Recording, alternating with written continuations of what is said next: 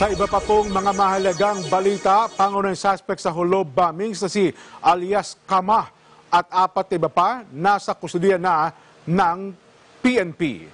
Report naman mula kay Mar Gabriel. Nasa kustudiya na ng PNP sa Special Investigation Task Group Mount Carmel ang pangunahing suspect sa Hulo bombing na si Kama Pae alias Kama matapos itong mapilitang sumuko sa militar nitong weekend. Sumuko na rin sa mga otoridad ang apat na iba pang kasamahan ni Kama na pawang mga miyembro ng Abu Sayyaf Group Dawa Islamiyah na kinabibilangan ni Said Ali alias Popong at ang mag-aama na sina Albaji Kisae Gadjali alias Awag, Isar Bakil Gadjali alias Isal at si Rahan Bakil Gadjali alias Rajan.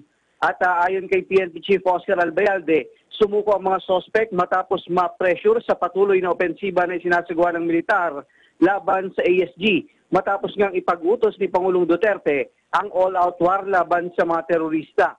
Base sa mga nakuhang impormasyon ng SITG Mount Carmel sa mga sospek, January 8 nang bumili ng mga sangkap sa paggawa ng bomba sa hardware sa Ulusulu, si alias Popong at isang alias Puti. January 24, sinundo ng mga sospek sa isang gasoline station sa Hulo ang mag-asawang Indonesian bomber at dinala sa bahay ni alias Usman sa barangay Anuling sa Patikul, Sulu. Dinala rin ng grupo ang mag-asawa sa barangay Bastyong kung saan iniharap ang mag-asawang bomber kay ASG leader Hatib sa Wadyaan kung saan umano pinlansya ang planong pambobomba.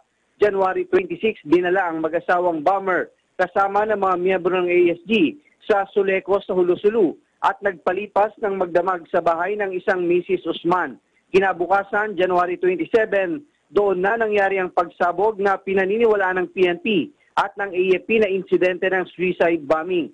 Sa ngayon, patuloy na hinihintay ng PNP ang resulta ng DNA test na isinasagawa sa mga parte ng katawan na natagpuan sa blast site para makumpirma na pag-aari ito ng dalawang Indonesian bomber. Ayon kay Albayalde, isang taon na ginawa ang pagpaplano sa nangyaring pagsabog na natagalan daw na maisakatuparan dahil sa umiiral na martial law sa Mindanao.